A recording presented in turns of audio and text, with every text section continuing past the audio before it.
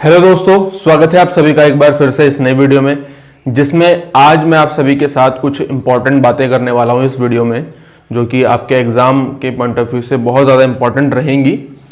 आपके सिलेबस में Indian geography 10th unit है, इंडियन ज्योग्राफी, उससे रिलेटेड आज हमारी ये बात होने वाली है। और कल मैंने अपने कम्युनिटी पोस्ट में एक पोस्ट किया था इंडियन ज्योग्राफी से रिलेटेड कि मैं इंडियन ज्योग्राफी को बिल्कुल फ्री ऑफ कॉस्ट आपको पूरा अपने इस यूट्यूब चैनल के माध्यम से पूरा कवर करवाने वाला हूं। ठीक है, तो उससे रिगार्डिंग ये वीडियो है, उसमें उस चीज़ से रिलेटेड पूरी मैं इस वीडियो में आपको बातें बताऊंगा और क्या क्या आपको इस कोर्स में मिलेगा, कब मैं इसको शुरू करूंगा, कब या फिर शुरू होगा या नहीं होगा, क्या पूरी डिटेल है इस वीडियो में आपको बताऊंगा। ठीक है, तो देखो, इंडियन ज्योग्राफी को प्रिपेयर करना सभी के साथ एक थोड़ा सा प्रॉब्लमेटिक हो जाता है। क्यों? एक तो इसका सिलेबस देखिए बहुत ज़्यादा बड़ा है, इंडियन ज्योग्राफी का सिलेबस बाकी आप दूसरी यूनिट के कंपैरिजन में देखोगे तो बहुत ज़्यादा बड़ा है। ओशिनोग्राफी के कंपैरिजन में तो 4 से 5 गुना 6 गुना बड़ा होगा। जियोमॉर्फोलॉजी से भी बड़ा इसका सिलेबस है। ठीक है, क्लाइमेटोलॉजी से भी इसका बड़ा सिलेबस है। आप इंडियन ज्योग्राफी की बुक्स कोई भी बुक उठा करके देख लीजिए, 800, 900, 1000 पेज की आपको इससे कम बुक नहीं मिलेगी।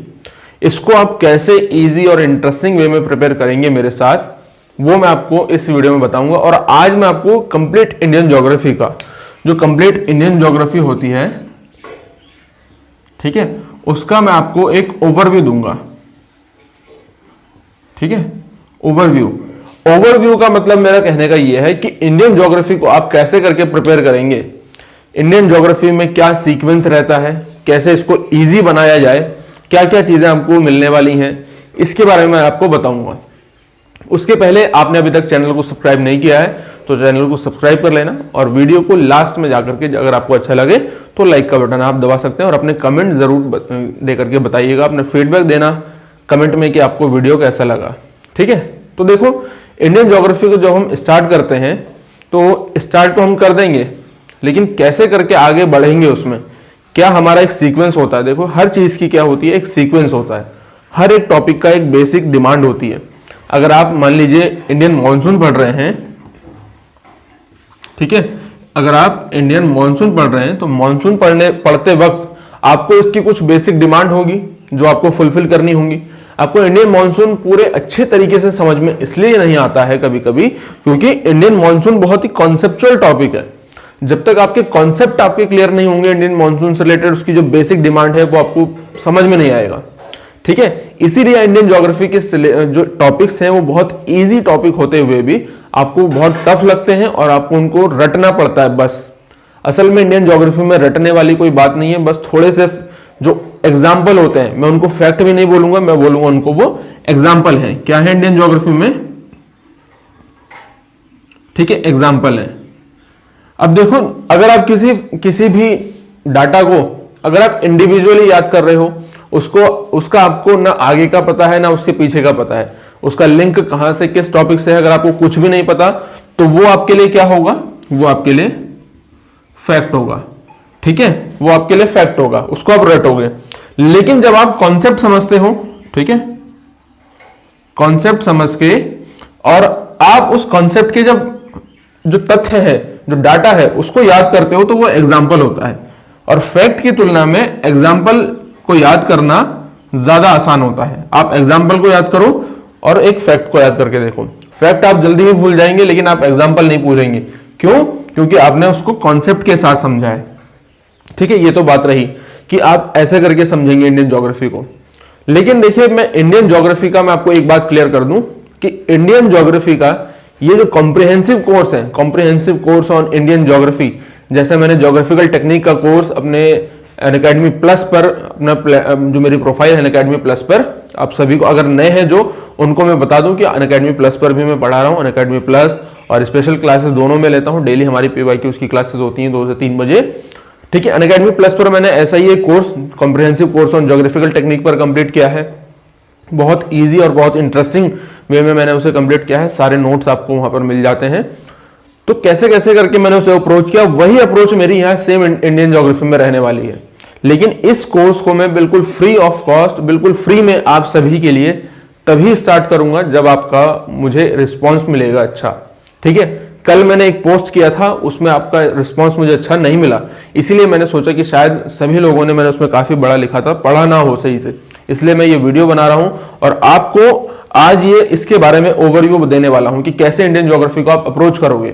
अगर आपको लगता है कि हाँ सही है, आप इसको करना चाहते हैं, तो आप लाइक करना, कमेंट करना और शेयर करना। जितने ज्यादा से ज्यादा स्टूडेंट्स का इस वीडियो के कमेंट सेक्शन में फीडबैक मुझे मिलेगा, उतनी ही जल्दी ये कोर्स को जल्दी से शुरू किया जाएगा। और देखिए, किसी भी बुक को आप उठा करके देख लीजिए, किसी भी बुक में आपको इंडियन ज्योग्राफी का कंप्लीट नॉलेज नहीं मिलेगा। आपको इंडियन ज्योग्राफी एक ऐसी यूनिट है जो बहुत डाइवर्सिफाई यूनिट है। आपको जगह जगह से फैक्ट को, डाटा को कलेक्ट करना पड़ता है, कॉन्सेप्ट के साथ अटैच करना पड़ता है। इंडियन ज्योग्राफी में बहुत सारा डाटा है, जो जैसे आप देखेंगे तो मिनरल्स का डाटा, ठीक है, अभी ट्रांसपोर्ट जो नेटवर्क है नेशनल हाईवे, उन सभी को आपको क्या करना होता है, अपडेट करते रहना होता है। और जो नेशनल, जैसा आपको पता है, national park, wild life sanctuary, biosphere reserve, कैसे उनको याद करना है, कितने याद करने हैं, बहुत सारे हैं, क्योंकि 500, 550, कौन कौन से याद करने हैं, बहुत सारी चीजें होती हैं इसमें। तो यहां पर आपको कुछ भी और इसके अलावा कुछ करने की जरूरत नहीं है। यहां पर आपको मैं लेक्चर दूंगा, डेली आपको लेक्चर मिलेगा, साथ ही बाइलिंगुअल लैंग्वेज में आपको पीडीएफ नोट्स मिलेंगे, जैसा अनअकैडमी प्लस पर मिलते हैं, वैसे ही आपको सेम पूरा कोर्स एज इट इज वैसे ही तैयार किया जाएगा आपके लिए। लेकिन ये कोर्स तभी शुरू किया जाएगा जब मुझे ज्यादा से ज्यादा स्टूडेंट्स का फीडबैक मिलेगा अपने इस वीडियो के कमेंट सेक्शन में, ठीक है। इसको ज्यादा से ज्यादा आपको शेयर करना होगा। जितने भी आपके ज्योग्राफी के ग्रुप बने हुए हैं, उन सभी में आपको इसे शेयर करना होगा, तब जाकर के मैं इसको शुरू करूंगा। अदरवाइज ये अनअकैडमी प्लस पर शुरू किया जाएगा, क्योंकि देखिए, मेरे इतनी मेहनत करने का कोई फायदा नहीं है अगर आपका रिस्पॉन्स नहीं आता है। मैं वीडियो बना रहा हूं, एडिट कर रहा हूं, आपको सारा डाटा, सारी चीजें आपको बिल्कुल फ्री में प्रोवाइड कराई जा रही हैं।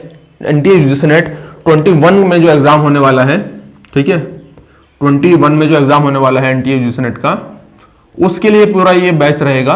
तो अगर मेरी तरफ से इतना आपके लिए किया जा रहा है, तो आपको इसे ज्यादा से ज्यादा शेयर करना होगा, लाइक करना होगा, कमेंट करना होगा। इतना तो आप कर सकते हैं। अगर आप इतना भी नहीं कर पा रहे हैं, रिस्पॉन्स आपका मुझे नहीं मिल रहा है, तो फिर मेरे ये सब काम करने का कोई फायदा नहीं है ना। तो जैसे आपका रिस्पॉन्स मिलेगा, तो रिस्पॉन्स के अकॉर्डिंग ही मैं इस बैच को शुरू करूंगा। अदरवाइज इसको मैं फिर अनअकैडमी जो प्लस कोर्स है, प्लस कोर्स में मैं इसे शुरू कर दूंगा। देखिए, मेरा कुछ नहीं जाएगा कि मैं इसे यहां पर पढ़ाऊं चाहे प्लस पर पढ़ाऊं, पढ़ाना मुझे दोनों तरफ है, सेम है पढ़ाना। लेकिन मैंने सोचा कि इंडियन ज्योग्राफी का सबसे बड़ी यूनिट है और सबसे डिफिकल्ट यूनिट इसको ये हो जाती है, क्योंकि इसको अपडेट करते रहना होता है, कई सारी जगह से इकट्ठा करना होता है कंटेंट को। इसलिए मैंने सोचा कि इसको अपने यूट्यूब चैनल पर शुरू किया जाए आप सभी के साथ, लेकिन शुरू तभी किया जाएगा जब आपका मुझे रिस्पॉन्स मिलेगा, ठीक है। तो इस चीज को तो आप ध्यान रखना। तो चलिए एक एक करके अब अपने इंडियन ज्योग्राफी के सिलेबस को स्टार्ट करते हैं कि कैसे कैसे क्या क्या आपको पढ़ना होता है, क्या सीक्वेंस इसका रहता है। इंडियन ज्योग्राफी में देखो, चीजें बहुत आसान है, ठीक है, लेकिन ये कॉम्प्लिकेटेड तब हो जाती हैं जब आप इसकी चीजों को समझते नहीं हो। चीजें आप कैसे समझोगे इंडियन ज्योग्राफी में? मैं क्यों कह रहा हूं कि ये बहुत आसान है? ये बहुत आसान इसलिए है क्योंकि आपको इसमें कुछ भी नहीं करना है। आपको इंडियन ज्योग्राफी में ना क्लाइमेटोलॉजी के जैसे बहुत ज्यादा कॉन्सेप्ट नहीं समझने हैं कि इंसोलेशन है, इंसोलेशन क्यों आ रही है, उसके अफेक्टिंग फैक्टर क्या है, ऐसा इसमें कुछ नहीं करना है। बस 2-4 टॉपिक होंगे जो आपको थोड़ा सा उसमें कॉन्सेप्ट समझना होगा, जैसे इंडियन मानसून का। लेकिन उसकी भी बेस अगर आपको पता है, आपने जियोमॉर्फोलॉजी पढ़ी है, क्लाइमेटोलॉजी पढ़ी है, ओशनोग्राफी पढ़ी है, तो 20 मिनट का कॉन्सेप्ट है आपको इंडियन मानसून को समझाना, और उसका एक भी क्वेश्चन आप गलत नहीं कर सकते हो। लेकिन उसकी जो रिक्वायरमेंट है वो बहुत बड़ी है, उसको अगर आप समझ जाओगे तो बहुत ईजी हो जाएगी इंडियन ज्योग्राफी। सबसे बड़ी चीज देखो दोस्तों, अगर आप कहीं भी, आपने इस बात को, मैं जब कहने जा रहा हूं, इस बात को फील किया होगा कि आप किसी भी कोर्स में एनरोल कराते हैं। मान लीजिए आपने किसी कोर्स में एनरोल कराया, ठीक है, एनरोल कराया, तो एनरोल कराते वक्त आप सभी ने स्टार्ट किया कोर्स को, आप बहुत डेडिकेटेड हैं उस कोर्स के साथ, उन एजुकेटर के साथ उस कोर्स में मेहनत करने के लिए। लेकिन मान लीजिए अगर किसी एजुकेटर ने, या फिर कहीं पर भी यूट्यूब पर क्लास चलती है, अनअकैडमी पर क्लास चलती है, तो अगर वो कोर्स बीच में ही रुक गया, ठीक है, कुछ भी हो सकता है, कुछ भी कारण हो सकते हैं, मान लीजिए अगर वो बीच में ही उसमें ब्रेक आ गया और वो कोर्स रुक गया, तो आप सबके सब क्या होते हैं, हताश हो जाते हैं। हताश आप क्यों होते हैं? क्योंकि आगे का आपको रास्ता क्लियर नहीं है। समझ रहे हैं बात को? जब तक आपको आगे का रास्ता क्लियर नहीं होता है कि इंडियन ज्योग्राफी आपने यहां से स्टार्ट करी थी, ठीक है, इस पॉइंट से आपने स्टार्ट करी थी इंडियन ज्योग्राफी, आप चलते गए चलते गए चलते गए, एजुकेटर के साथ, एजुकेटर ने आपका हाथ पकड़ा और आपको लेकर के चलते गए। मेहनत आप ही कर रहे हैं लेकिन आपको रास्ता नहीं पता है, ठीक है। जैसे ही यहां पर आपका साथ छूटा तो आपका जो मोटिवेशन लेवल है, आपकी जो मेहनत का लेवल है, वो सीधे से धड़ाम से गिरता है नीचे। क्यों गिरता है? क्योंकि आपको आगे रास्ता क्लियर नहीं होता है। और मैं हमेशा कोई भी यूनिट जब स्टार्ट करता हूं तो मैं आपको उसमें यही चीज बताता हूं कि कभी भी देखो किसी के आश्रित मत बनो, आपको रास्ता पूरा पता होना चाहिए कि आगे अगर भविष्य में देखो चाहे बीच में कुछ भी चीज हो जाए, लेकिन आपका जो जिस तरीके से तैयारी चल रही थी वो तैयारी उस तरीके से ही चलनी चाहिए, उसमें कोई ब्रेक नहीं आना चाहिए। तो इसके लिए सबसे ज्यादा जरूरी है किसी भी यूनिट को स्टार्ट करने से पहले उसकी पूरी पिक्चर आपको क्लियर हो। अगर आप एक टॉपिक को उठा रहे हैं और आगे का आपको कुछ नहीं पता तो इसका मतलब आप अंधेरे में जा रहे हो। मैं चाहूं तो आपको कोई सा भी टॉपिक पढ़ा दूं, आपको कोई फर्क नहीं पड़ेगा, आपको कुछ पता नहीं चलेगा, समझ रहे हो। लेकिन एक क्लास ऐसी हो शुरू में जिससे कि आपको पता हो कि इसके बाद जो आने वाला टॉपिक है, जैसे मान लीजिए मैं यहां पर कोई टॉपिक करा रहा हूं, अभी मैं बताऊंगा एक एक टॉपिक करके, यहां पर कोई होने वाला टॉपिक है तो उसका पिछले टॉपिक से क्या कनेक्शन है, और इस टॉपिक को समझने के बाद ही आप कौन सा टॉपिक समझेंगे। जब इस स्थिति में आप हैं, इसका मतलब है कि तभी आप अच्छे से तैयारी कर रहे हैं। अदरवाइज आप कुछ भी पढ़ा देंगे, आपको कोई भी कुछ भी पढ़ा देगा, आपको कोई फर्क नहीं पड़ेगा कि बस आपको, क्योंकि आपको तो रास्ता ही नहीं पता आगे। तो मैं ये कहना चाह रहा हूं कि आप जब कभी भी किसी यूनिट को पढ़ते हैं तो उसका पूरा रास्ता आपको पता होना चाहिए कि कहां से स्टार्ट हो रही है, कैसे कैसे करके उसमें आप आगे बढ़ेंगे और कब आप फाइनल स्टेज में पहुंचेंगे, तब जाकर के वो यूनिट जो है आपको अच्छे से समझ में आएगी, कुछ भी चीज याद करनी नहीं पड़ेगी। तो वही चीज मैं आज आपको इंडियन ज्योग्राफी में बताने वाला हूं। मैं ये ओवरव्यू आज पहली बार इसलिए दे रहा हूं क्योंकि आप फिर इसको देख करके कमेंट करेंगे और इसको शेयर करेंगे और इसको आप अपने जैसे जितना भी आप फैला सकते हैं उतना फैलाइए। जितनी जल्दी आप इसको स्प्रेड करेंगे उतनी जल्दी ये कोर्स हमारा स्टार्ट होगा। देखिए, जब आप इंडियन ज्योग्राफी की बात करते हैं तो पूरा सिलेबस को सबसे पहले आपको अच्छे से पढ़ना है। और जब मैंने आपको ज्योग्राफिकल टेक्निक का कोर्स मैं यहां पर आपको दिखा दूंगा, ज्योग्राफिकल टेक्निक का कोर्स हमने अनअकैडमी प्लस पर शुरू किया था। तो शुरू करने से पहले ही मैंने आपको एक चीज दी थी, एक पीडीएफ। कौन सी पीडीएफ मैंने आपको दी थी? मैंने आपको एक पीडीएफ दी थी, वर्कशॉप सेशन के नाम से मैंने एक लिया था, ठीक है। वर्कशॉप सेशन के नाम से मैंने अनअकैडमी स्पेशल क्लास में, स्पेशल क्लास फ्री क्लासेस होती हैं, इस सेशन में मैंने आपको दिसंबर 2019 का जो क्वेश्चन है, दिसंबर 2019 के क्वेश्चन से लेकर के दिसंबर 2012 तक के सारे क्वेश्चंस जो ज्योग्राफिकल टेक्निक यूनिट नंबर 9 से रिलेटेड पूछे गए हैं, उन सभी को एक ही पीडीएफ में मैंने आपको दिया था। मेरा हमेशा से यही तरीका रहता है, जब भी कोई आपको यूनिट शुरू करनी है, सबसे पहले प्रीवियस ईयर में जो क्वेश्चन पूछे गए हैं उस यूनिट से, उन सबके सबको आपके सामने होना चाहिए। तो इसीलिए मैंने इन सबकी एक पीडीएफ बनाई थी, लगभग 191 पेज की वो फाइल थी, जिसको आप आज भी जाकर के फ्री में डाउनलोड कर सकते हैं अनअकैडमी पर। अगर आप चाहते हैं उसको डाउनलोड करना तो मैं लिंक नीचे डिस्क्रिप्शन में दे दूंगा, वहां से जाकर आप डाउनलोड कर सकते हैं, ठीक है। तो ऐसे ही मैं जब भी किसी यूनिट को देखो स्टार्ट करता हूं, सबसे पहले उसके सिलेबस पर डिस्कशन करता हूं 1 घंटा, फिर उसके प्रीवियस ईयर के क्वेश्चन सारे मेरे सामने होने चाहिए। कि आज मान लीजिए आप इंडियन ज्योग्राफी में फिजियोग्राफी पढ़ रहे हैं, आप हिमालय पढ़ रहे हैं, तो आपको कैसे पता कि उसके डेप्थ, कितनी डेप्थ में आपको पढ़ना है? कैसे आपको पता कि हिमालय में दर्रे भी पढ़ने हैं, हिमालय की जो माउंटेन पीक्स हैं वो भी पढ़नी है? आपको कैसे पता चलेगा कि घाटियां जो वैली है वो बहुत फ्रिक्वेंटली नहीं पूछी जाती हैं? आपको कैसे पता चलेगा कि जो ग्लेशियर है बहुत ज्यादा नहीं पढ़ने हैं, 10-12 पढ़ने हैं? कैसे पता चलेगा? जब आपके सामने सारे के सारे प्रीवियस ईयर के क्वेश्चन होंगे, ठीक है। और रोज रोज तो आपके पास इतना समय नहीं है कि पूरी आपके पास जो बुक है उस बुक को आप रोज पन्ने पलटते रहें।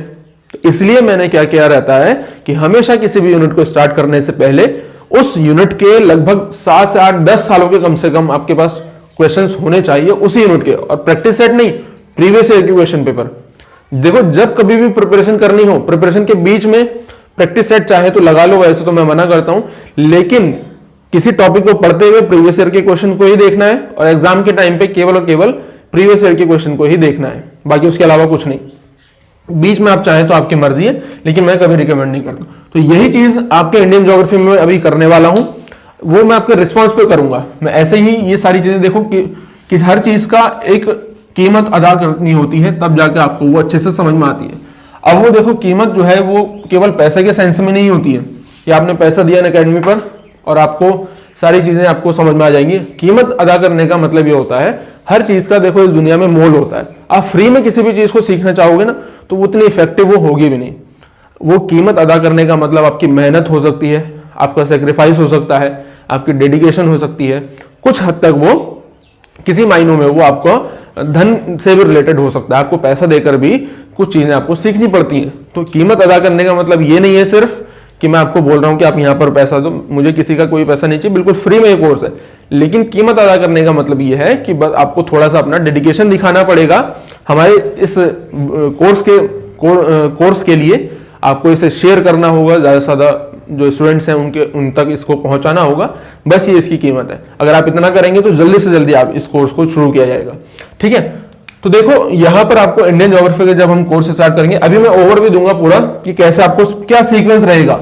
उस सीक्वेंस में अगर आप इंडियन ज्योग्राफी को पढ़ोगे, यकीन मानो और मेरे साथ करोगे, इस कोर्स के बाहर आपको कोई भी बुक पढ़ने की जरूरत नहीं है। इस कोर्स के बाहर आपको कोई नोट्स पढ़ने की जरूरत नहीं, नोट्स भी आपको मैं ही दूंगा यहाँ पर। ठीक है, और प्रीवियस ईयर के क्वेश्चन पेपर जैसा कि मैंने आपको बताया 10 सालों के प्रीवियस ईयर के क्वेश्चन पेपर भी आपको मिलेंगे इंडियन ज्योग्राफी की एक ही पीडीएफ में बना करके, जैसे ज्योग्राफिकल टेक्निक में बना है वैसे ही यहां पर मिलेंगे। ठीक है, तो चलिए एक एक करके मैं बताता हूं, लेकिन उसके लिए क्या करना है आपको, उसके लिए आपको इसे ज्यादा से ज्यादा शेयर करना है। अगर शेयर नहीं करोगे, ज्यादा से ज्यादा स्टूडेंट्स तक नहीं पहुंचाओगे, तो फिर ये अनअकैडमी प्लस पर शुरू किया जाएगा। ठीक है, तो देखो यहां पर आपको जो मिलेगा, सबसे पहली चीज वीडियो लेक्चर डेली आपको, ठीक है, डेली आपको वीडियो लेक्चर मिलेंगे। साथ ही साथ जो भी वीडियो लेक्चर आपको मैं डेली प्रोवाइड कराऊंगा वो बिल्कुल अपडेटेड होगा, और आप सभी जानते हैं कि वो एनटीए यूजीसी नेट के लेवल के अकॉर्डिंग होगा, क्योंकि मैंने खुद ने मास्टर के पहले सेमेस्टर में इस एग्जाम को क्वालिफाई किया है। तो इसका मतलब है कि मैं समझता हूं कि इस एग्जाम की क्या रिक्वायरमेंट है। ठीक है, तो बिल्कुल ये जो एनटीए यूजीसी नेट का लेवल है उसके अकॉर्डिंग आपको डेली वीडियो लेक्चर मिलेंगे हमारे इसी यूट्यूब चैनल पर। ठीक है, और साथ ही जब जैसे ही लेक्चर हो जाता है तो हमारा एक टेलीग्राम है, टेलीग्राम चैनल है हमारा, उस टेलीग्राम चैनल पर आपको पीडीएफ नोट्स मिलेंगे। ठीक है, ये जो पीडीएफ नोट्स होंगे ये आप सब में से कुछ ऐसे स्टूडेंट्स होंगे जो कुछ हिंदी भाषी होंगे, कुछ ऐसे होंगे जो इंग्लिश स्टूडेंट्स होंगे। तो हिंदी और इंग्लिश ये दोनों ही लैंग्वेज में होंगे। ये जो नोट्स हैं आपके हिंदी और इंग्लिश दोनों लैंग्वेज में होंगे। इसके अलावा आपको जो 2019 से दिसंबर 2019 से लेकर के अभी तो फिर एग्जाम होने वाला है 2020 में, तो जैसे ये एग्जाम भी हो जाता है इसके अगर क्वेश्चन पेपर आ जाएंगे तो मैं इनको भी इसमें ऐड कर दूंगा। ठीक है, तो दिसंबर 2020 अब तो नवंबर का एग्जाम होगा, अगर ये हो गया तो जब हो जाता है तो इसके क्वेश्चन पेपर जैसे ही आता है तो मैं उसको भी ऐड कर दूंगा। तो नवंबर 2020 से लेकर के लगभग 2010 के पूरे क्वेश्चन पेपर आपको केवल एक ही पीडीएफ में, वन सिंगल पीडीएफ आपको मिलेगी, जिससे कि आप प्रैक्टिस कर पाएंगे। रिवीजन कैसे करना है इंडियन ज्योग्राफी का वो मैं आपको यहां पर पूरी गाइडेंस दूंगा। मतलब इस यूनिट को इतने बेहतर तरीके से प्रिपेयर करेंगे कि आपके 100% इसमें मार्क्स आने के चांसेस हैं।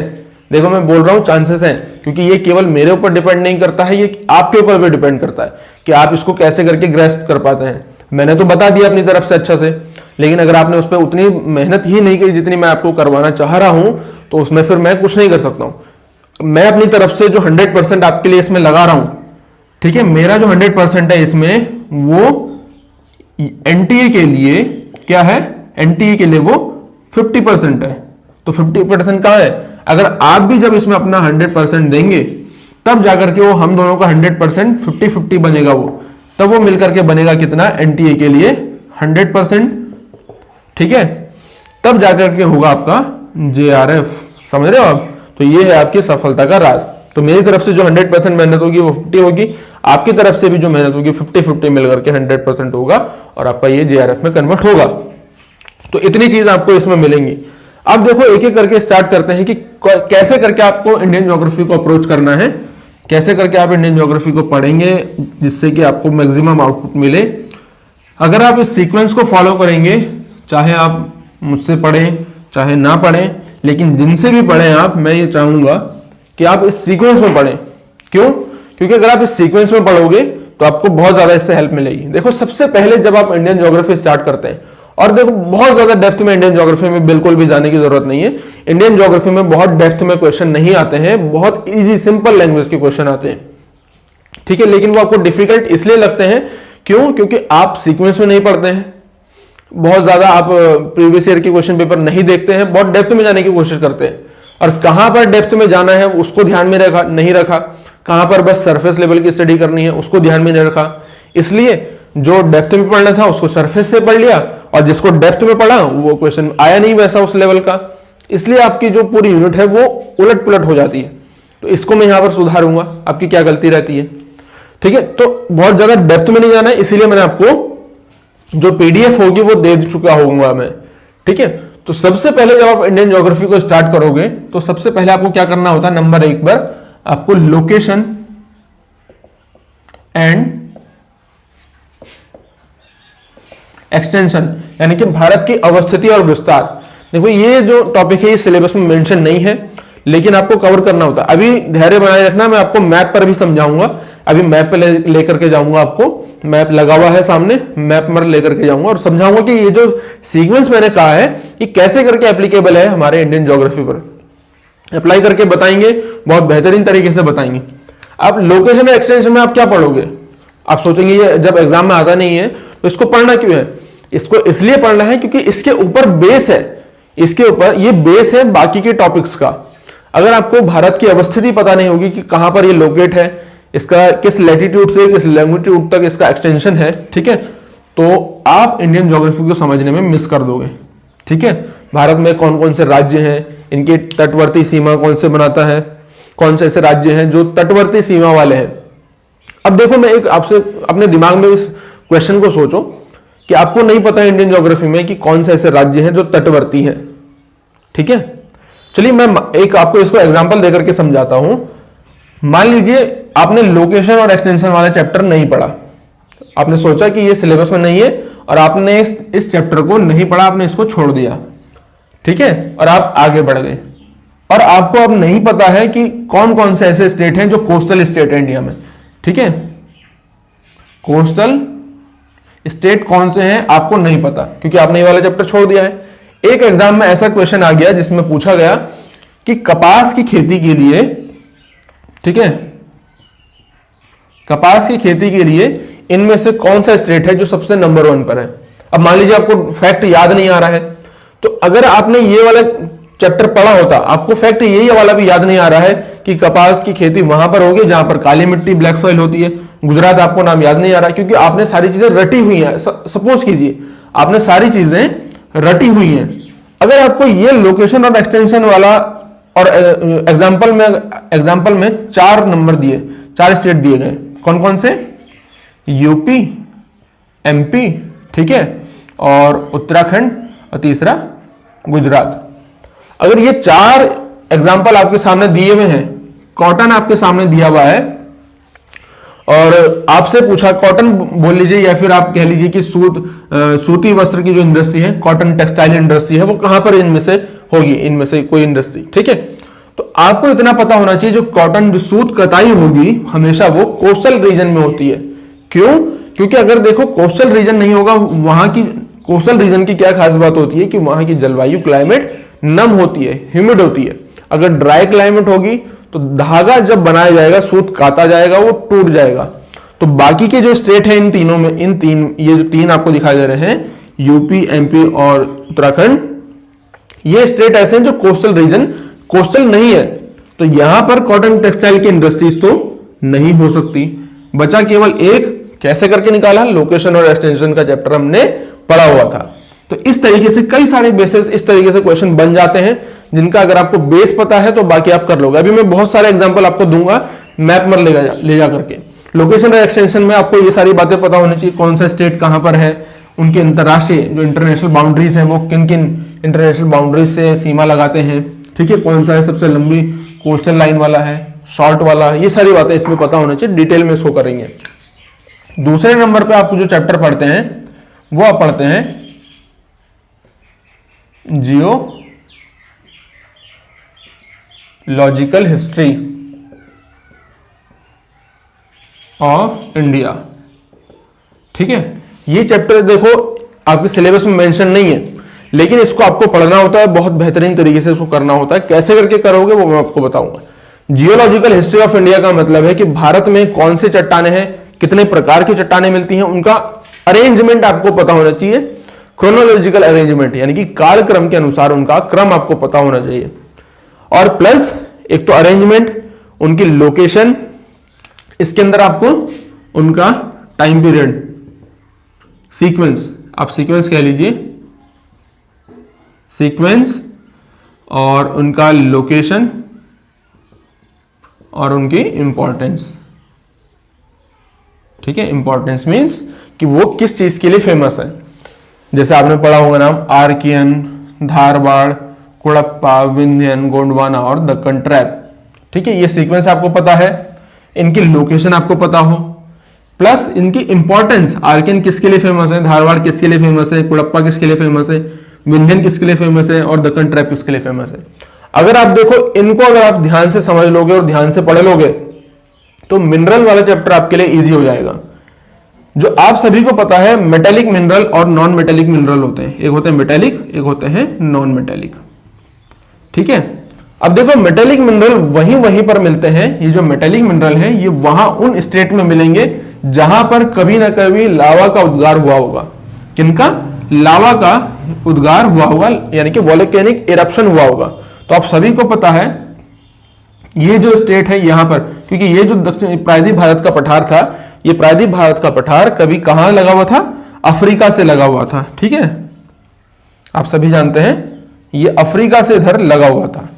तो इधर जब ये लगा था तो यहां पर क्या हुआ? दरारी उद्भेदन हुआ। तो दरारी उद्भेदन होने के कारण यहां पर ये ट्रैप बन गया है। ठीक है, दक्कन का ट्रैप हम जिसको बोलते हैं, लावा से निर्मित यही क्षेत्र है। महाराष्ट्र वाला रीजन, कर्नाटक वाला रीजन, थोड़ा सा गुजरात वाला रीजन है। तो देखो जहां पर भी लावा का उद्गार होता है, वैसे ही छोटा नागपुर का प्लेट्यू है यहां पर, है ना, वहीं पर हमेशा मेटेलिक मिनरल मिलेंगे। अब मेटेलिक मिनरल कौन कौन से होते हैं? मेटेलिक मिनरल यानी कि सोना, चांदी, है ना, अभ्रक हो गया, ये सारे जो मेटेलिक मिनरल हैं ये हमेशा यहीं पर मिलेंगे।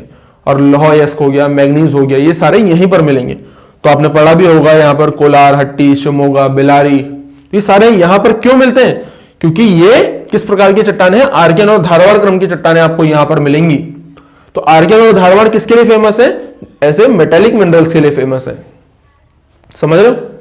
और जहां कहीं भी समुद्र कहीं पर रहा होगा, जब कभी भी जियोलॉजिकल हिस्ट्री में पास्ट में कभी भी समुद्र रहा होगा तो वहां पर जीव जंतु रहे होंगे। ओशनिक जो जीव जंतु होते हैं, लिविंग ऑर्गेनिज्म होते हैं, ओशनिक ऑर्गेनिज्म होते हैं, वो रहे होंगे।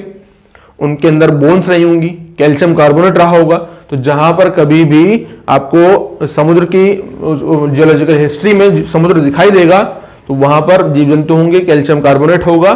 तो वहां पर कैल्शियम कार्बोनेट की चट्टान यानी कि नॉन मेटेलिक चट्टान आपको मिलेगी। जैसे आप राजस्थान वाले रीजन में देख लो, आप सभी को पता है, हिस्ट्री में उसकी जाकर के देखोगे, है ना, जियोलॉजिकल हिस्ट्री। आप उत्तराखंड में देख लो, हिमाचल प्रदेश में देख लो, जम्मू कश्मीर में देख लो। क्यों मिलता है? क्योंकि हिमालय जहां पर आज है वहां पर आपको टेथिस सागर दिखाई देगा जियोलॉजिकल हिस्ट्री में। तो समुद्र था, जीव जंतु थे, इसका मतलब उनमें कैल्शियम कार्बोनेट था उनकी बोन्स में। समझ गए कि कैसे करके? देखो हिस्ट्री से हमने बाकी के चैप्टर्स को आप क्या करते जा रहे हो? खोलते जा रहे हो उन चैप्टर को एक एक करके। तो ये इसका सीक्वेंस है। अगर आपने इसको नहीं पढ़ा होता तो अब याद करते कि ये जो सोना आपसे पूछ लिया है, मान लीजिए आपने सोना पूछा, आपसे सोना पूछ लिया और स्टेट का नाम पूछा केवल, और नाम दिया गया आपसे जम्मू, और आपको नाम दिया गया उत्तराखंड, यूपी, और एक दिया है कर्नाटका। याद नहीं भी है, केवल इतना पता है, ये कॉन्सेप्ट दिमाग में है कि आर्कियन और धारवाड़ क्रम की चट्टानों में मिलेगा, क्योंकि लावा का उद्गार यहां से हुआ है। आपको पता है लावा यहीं पर हुआ है। जियोलॉजिकल हिस्ट्री पढ़ी हुई है हमने, तो कर्नाटका लगा दिया, सही हो गया। समझ लो, तो ये सीक्वेंस होता है पढ़ने का। अभी मैं बिल्कुल शॉर्ट में बता रहा हूं, डिटेल में कोर्स में करेंगे, लेकिन तब करेंगे जब आपको पता है। मैंने आपको अभी बताया कि जब आप इसको ज्यादा से ज्यादा स्टूडेंट तक इसके स्प्रेड करेंगे। ठीक है, तो ये सीक्वेंस रहा। दूसरे नंबर पे आप जियोलॉजिकल हिस्ट्री को समझेंगे मेरे साथ। इसके बाद आप आता है एक मेजर टॉपिक होता है जिसको हम बोलते हैं फिजियोग्राफी। क्या बोलते हैं? नंबर 3 पर physiography of India. Physiography of India देखिए बहुत बड़ा टॉपिक है अपने आप में, लेकिन कैसे इसको इजीली कवर करना है, कैसे इसको छोटा बनाना है, वो मेरा काम है। आपको बस मैं जैसा कह रहा हूं वैसा करते चलिए और प्रीवियस ईयर के साथ उसको मैच करते चलो, सारी चीजें इजी हो जाएंगी। फिजियोग्राफी का मतलब होता है आपको पढ़ना होता है इसमें कहां पर पर्वत हैं, कहां पर पठार हैं, कहां पर मैदान है, ठीक है, कहां पर तटीय मैदान है, ठीक है, यानी कोस्टल प्लेन, ये वाला प्लेन, तटीय मैदान है, कहां पर आपके द्वीप समूह हैं, ठीक है, और कहां पर आपके इसके अलावा जो भी आपको दिखाई देगा भारत में, और डेजर्ट, ठीक है, यानी कि मरुस्थल।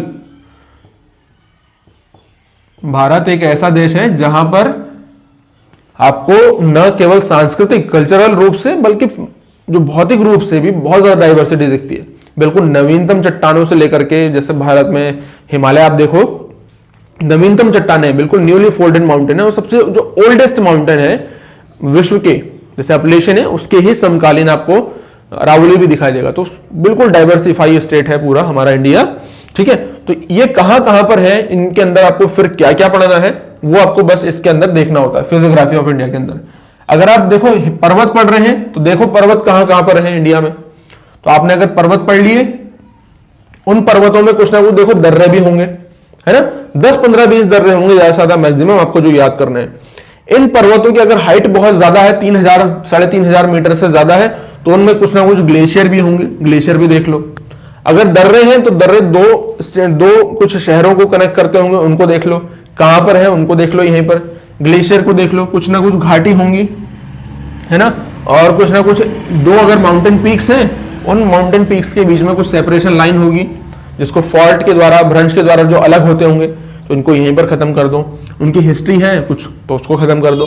पठार है तो पठार से कोई ना कोई नदी निकलती होगी, कोई ना कोई किसी किन किन स्टेट में उसका एक्सटेंशन है, किसके लिए वो फेमस है, क्या इसमें पाया जाता है, ठीक है। मैदान है, उसका एक्सटेंशन देखिए, उसकी पॉपुलेशन की डेंसिटी देखिए, ठीक है, बस खत्म। तटीय मैदानों की क्या खास बात है, किन किन स्टेट में तटीय मैदानों को क्या क्या नाम दिया जाता है, द्वीप समूह बहुत इंपॉर्टेंट नहीं है लेकिन देखेंगे, मरुस्थल की क्या खास बात है, एक्सटेंशन, ये सारी चीजें फिजियोग्राफी में देखी जाती है। बहुत ब्रीफली मैंने आपको समझाया। अब जब फिजियोग्राफी ही समझोगे, अगर इसको नहीं समझोगे और अगर समझ लोगे पहले ही इस 3rd नंबर पर, तो आपको क्या फायदा है, और अगर नहीं समझा तो क्या नुकसान है, इसको मैं बताऊंगा, ठीक है। अब देखो आपने फिजियोग्राफी पढ़ लिया, आपको पता है कि अरावली, धारवाड़, आपने पढ़ लिया अरावली, आपको सतपुड़ा के बारे में पता है, आपको विंध्याचल पर्वत के बारे में पता है, सारी चीजें आपको पता है, कहां पर आपको हिमालय दिख रहा है, सारी चीज पता है। तो इसके बाद अब आप समझोगे किसको, 4th नंबर पे इंडिया के जो ड्रेनेज सिस्टम है, ठीक है,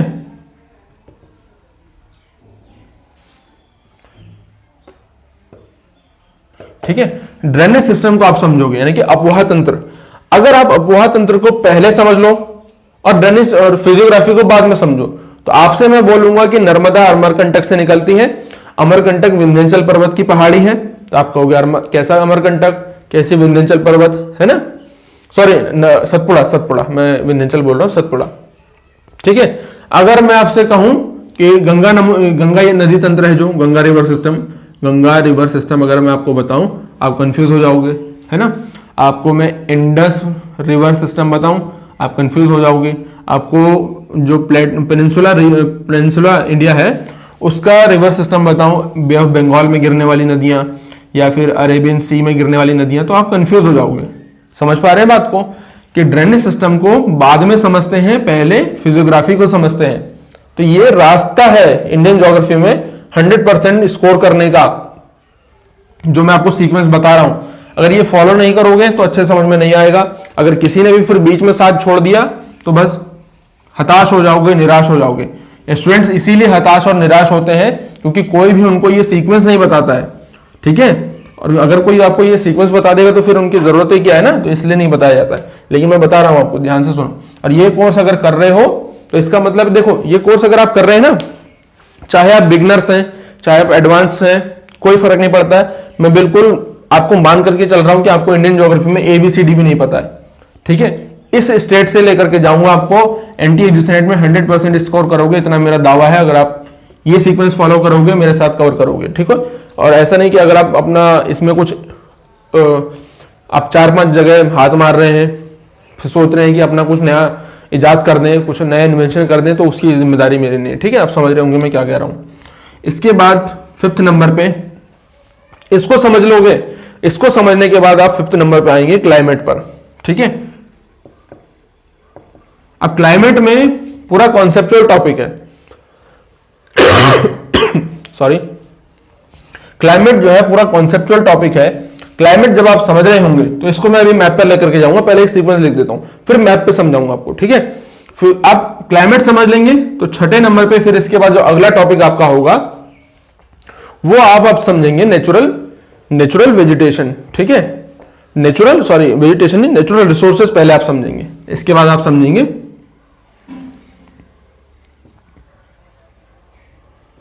ठीक है नेचुरल रिसोर्सेज। अब नेचुरल रिसोर्सेज में देखो जो भी रिसोर्सेज हैं, ठीक है, उन सभी को आप, चाहे वो सॉइल है, वेजिटेशन है, या फिर इसमें मिलने वाले जो मिनरल्स हैं, मराइन रिसोर्सेज हैं, उन सभी को यहीं पर खत्म कर दिया जाएगा। इतना आप समझ लेंगे। नेचुरल रिसोर्सेज समझने के बाद अब आप आएंगे किस पर, 7th नंबर पर आप आएंगे आपका जो नेचुरल वेजिटेशन है।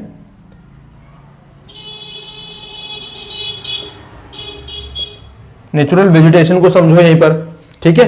नेचुरल वेजिटेशन को आप समझ लेंगे तो आप समझो इसके बाद एग्रीकल्चर,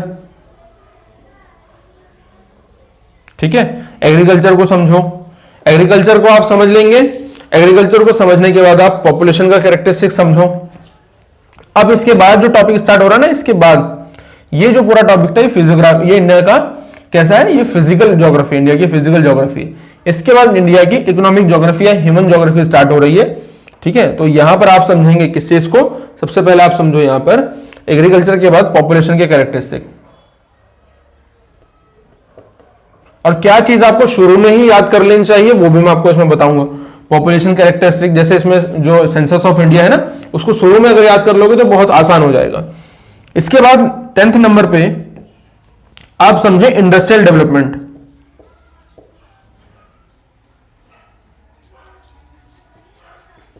इंडस्ट्रियल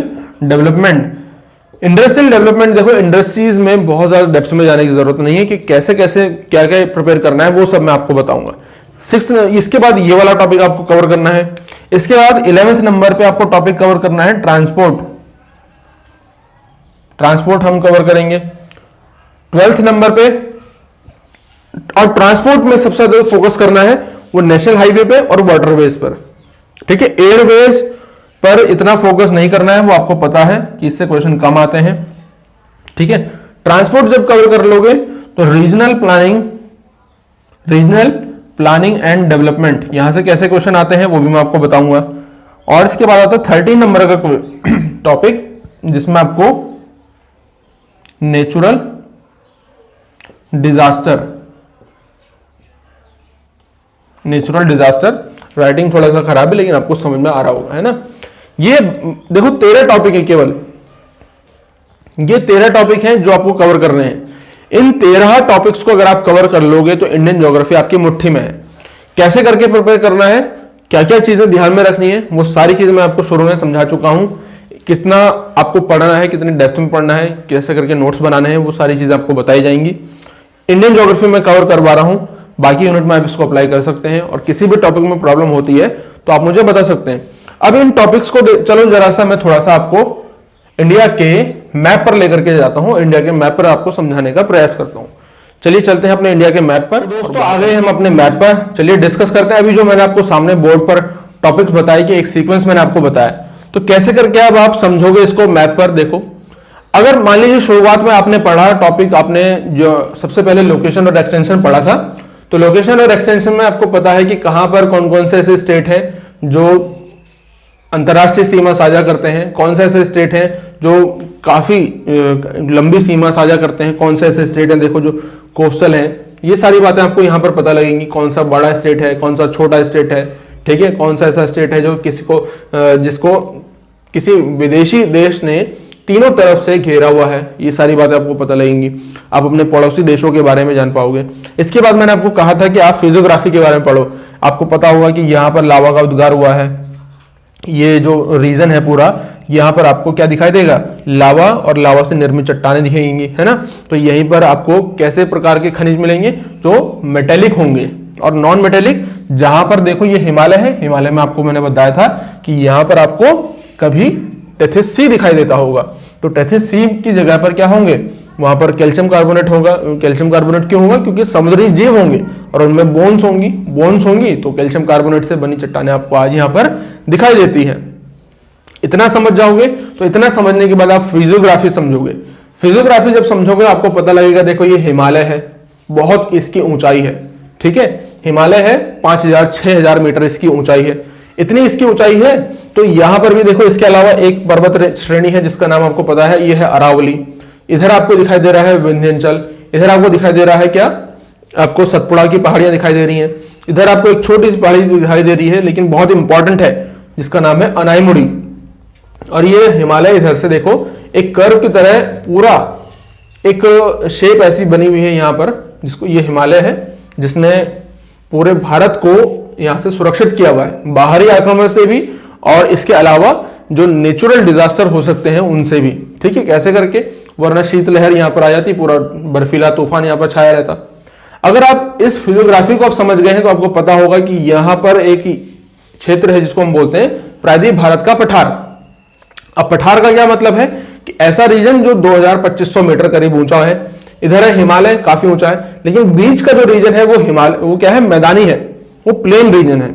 अब वो अगर प्लेन रीजन है तो इसका मतलब है कि यहां से अब आप समझ रहे हैं किसको, इंडियन मानसून को, इंडियन मानसून को समझ रहे हैं। उससे पहले, अच्छा उससे पहले आप समझेंगे किसको, आपने फिजियोग्राफी समझ ली, फिजियोग्राफी के बाद आप समझोगे अब आप कि हिमालय से कौन कौन सी नदियां निकलती हैं। अब आपको समझ में आएगा सारे लोकेशन, क्योंकि आपको आधे लोकेशन आपको पता चल चुके होंगे। अब डायरेक्ट अगर आप खनिज पे जाओगे तो आपको नया तो लगेगा ही, टॉपिक लगेगा ना। अगर आप डायरेक्ट फिजियोग्राफी पर जा रहे हो, डायरेक्ट आप खनिज पर जा रहे हो, सारे नाम आपको नए लगेंगे। लेकिन अगर आप धीरे धीरे करके आगे बढ़ोगे तो धीरे धीरे आपको नाम पता लगेंगे नए नए। तो अगर धीरे धीरे नाम पता लगेंगे तो 2-2, 4-4, 5-5 करके याद करोगे तो आसान हो जाएगा। इसलिए जब आप देखो नदियां में आगे बढ़ोगे तो कुछ टॉपिक आपको यहां पर क्लियर होंगे, कुछ नाम यहां पर क्लियर होंगे। ऐसा नहीं है कि हमेशा नए नाम मिलते हैं, कुछ ऐसे नाम होते हैं जो पुराने होते हैं, उनको आपको याद करना होता है। इसके बाद ड्रेनेज सिस्टम पढ़ लिया, क्लाइमेट पढ़ रहे हो, अब समझ में आएगा कि इंडियन मानसून जो आ रहा है इस प्रकार से साउथ वेस्ट से नॉर्थ ईस्ट की तरफ जो डायरेक्शन होता है, वो मानसून केरल में बारिश कराता है, तमिलनाडु में क्यों नहीं कराता, क्योंकि यहां पर क्या है, अनाईमुड़ी पर्वत है। ये मानसून देखो इस प्रकार से आ रहा है, राजस्थान में क्यों बारिश नहीं करा रहा है, क्योंकि अरावली की दिशा देखो इसी प्रकार से है और हवाएं भी इसी प्रकार से जा रही हैं, है ना। इसके लिए बैरियर होना चाहिए। बैरियर कौन है, हिमालय है। हिमालय देखो बैरियर है ना, और दक्षिण पश्चिम मानसून, साउथ वेस्ट मानसून, इसके लिए एक मतलब हिमालय के लिए, हिमालय क्या है, इसके लिए बैरियर का काम कर रहा है, इसलिए सारी बारिश यहीं पर हो जाती है। अब कोस्टल रीजन के जो पास होंगे स्टेट, क्या उनमें ज्यादा बारिश होगी, जो कोस्टल रीजन से काफी दूर होंगे, समुद्र से काफी दूर होंगे, उनमें ज्यादा बारिश होगी। जाहिर सी बात है, समुद्र से नमी लेकर के जाएगी हवा, तो जो पास में होगा वहां पर ज्यादा बारिश होगी, जो दूर होगा वहां पर कम बारिश होगी। ये बिल्कुल ऐसा ही है, अगर आप किसी कुछ चीज वितरित हो रही है, खाद्य सामग्री, और आप लाइन में शुरुआती दौर पर लगे हुए हैं तो आपको ज्यादा मिल सकता है, और जो सबसे लास्ट में लगा हुआ है उसको कम मिलेगा ना। हो सकता है धीरे धीरे और खत्म भी हो जाए, ना भी मिले। जैसा यहां पर ये लास्ट में है, इधर से जब मानसून जा रहा है तो यहां पर पहुंचते पहुंचते यहां से भी खत्म हो गया, और बंगाल की खाड़ी की शाखा से जब जा रही है तो यहां पहुंचते पहुंचते फिर भी खत्म हो गया, ना इधर की लाइन में मिला ना इधर की लाइन में मिला, और बन गया क्या, डेजर्ट। समझ पा रहे हो, इसको ऐसे समझेंगे। अब देखो यहां भी अगर आप फिर याद करोगे बंगाल की खाड़ी की शाखा, तो जो पहले स्टेट पड़ता है वहां पर ज्यादा बारिश, बिहार में ज्यादा, उत्तर प्रदेश में उससे कम, ठीक है, उत्तराखंड में उससे कम, हरियाणा में सबसे कम, हरियाणा का नाम आएगा तो हरियाणा में सबसे कम। इधर से भी वही सीक्वेंस अरेंज कंट्रोल, याद करने की जरूरत नहीं पड़ेगी। नेचुरल रिसोर्स जब आप पढ़ रहे हैं तो यहीं पर आपने इससे पहले सॉइल पढ़ी है। सॉइल अगर आपने पढ़ी है और आपको ड्रेनेज सिस्टम पता है, तो आपको पता है ड्रेनेज सिस्टम में यहां से हिमालयी नदियां निकलती हैं, और जहां से नदी निकलेगी वो अपने साथ अवसाद लेकर के आएगी, सेडिमेंट लेकर के आएगी। सेडिमेंट लेकर अगर आती है तो अपने साथ वो धीरे धीरे उसको, जहां पर प्लेन मैदान आएगा वहां पर उसको बिछाते हुए चलेगी और बनेगा मैदान। और जहां पर नदियों के द्वारा बनाया गया मैदान होता है वहीं पर हमेशा क्या मिलती है, किस प्रकार की सॉइल मिलेगी, बिल्कुल सही जवाब, तो वहां पर जलोढ़ मृदा मिलेगी, यानी कि अलुवियल सॉइल मिलेगी। तो जहां जहां पर देखो नदियां आकर के अपना सेडिमेंटेशन करती हैं, तो वहां पर आपको जलोढ़ मिट्टी मिलेगी। उत्तर प्रदेश हो गया, उत्तराखंड का सदर्न रीजन है, ये असम की घाटी वाला रीजन है, यहाँ पर आपको जलोढ़ मिट्टी मिलेगी। जाहिर सी बात है, जहां जहां पर लावा का उद्गार हुआ होगा वहां वहां पर आपको काली मिट्टी मिलेगी। ठीक है, कर्नाटक है, महाराष्ट्र है, ये सदर्न गुजरात है। कुछ याद करना पड़ा? नहीं करना पड़ा। जहां पर बहुत ज्यादा रेनफॉल होता है और टेम्परेचर भी बहुत ज्यादा होता है, वहां पर आपको लेटराइट सॉइल मिलेगी। इसको बोलते हैं लेटराइजेशन की प्रोसेस। कहां पर होता है? इधर मेघालय वाले रीजन में, इन कोस्टल रीजन में, उड़ीसा में बहुत ज्यादा रेनफॉल होता है और बहुत ज्यादा बारिश और टेम्परेचर भी बहुत ज्यादा होगा, लेटराइट सॉइल मिलेगी। अब इससे आप वेजिटेशन याद करोगे। अगर लेटराइट सॉइल है तो किस प्रकार के आपको कैरेक्टरिस्टिक में, लेटराइट सॉइल के कैरेक्टरिस्टिक में किस प्रकार की आपको वेजिटेशन दिखाई देगी। जैसे ये जलोढ़ मिट्टी है, जलोढ़ मिट्टी में आपको कौन कौन सी फसलें दिखेंगी? धान हो गया, गेहूं हो गया, और आपको वन, साल, सागवान, इस प्रकार के वन आपको दिखाई देंगे, क्योंकि टेम्परेचर आपको पता है, सॉइल आपको पता है ना, वो आप पढ़ चुके हैं पहले। यहां पर ब्लैक सॉइल मिलती है। ठीक है, ब्लैक सॉइल में कपास। कैरेक्टरिस्टिक पता है, कैरेक्टरिस्टिक से याद करो। कैरेक्टरिस्टिक समझ जाओगे, कॉन्सेप्ट समझ जाओगे तो याद नहीं करना पड़ेगा, बस एग्जाम्पल बन के रह जाएगा। एग्जाम्पल याद करना आसान होता है। इस तरीके से आप इंडियन ज्योग्राफी को अप्रोच करेंगे। ये मैंने आपको ब्रीफली समझाया है। इसका डिटेल में हम करेंगे, कब करेंगे मैंने आपको बता दिया है बिल्कुल साफ साफ, कि जितना ज्यादा आप इसको स्प्रेड करोगे उतनी ही जल्दी ये कोर्स शुरू होगा। और NTA नेट 21 के लिए बहुत ज्यादा हेल्पफुल रहेगा आपके लिए कोर्स। नोट्स, PDF, लेक्चर सब कुछ आपको इसमें प्रोवाइड होगा। गाइडेंस बिल्कुल 100% आपको मिलेगी। इस कोर्स को करने के बाद आपको कुछ भी पढ़ने की जरूरत नहीं है, ये मैंने आपको बिल्कुल निश्चित कह दिया है। तो मुझे अपने फीडबैक जरूर बताइएगा कमेंट सेक्शन में। मिलते हैं इसी तरीके की नेक्स्ट वीडियो में। तब तक के लिए लाइक करना, कमेंट करना, शेयर करना, स्प्रेड करना इसे बिल्कुल सारे स्टूडेंट्स के बीच में। ठीक है, तो मिलते हैं इसी तरीके की बेहतरीन वीडियो में। तब तक के लिए थैंक यू सो मच।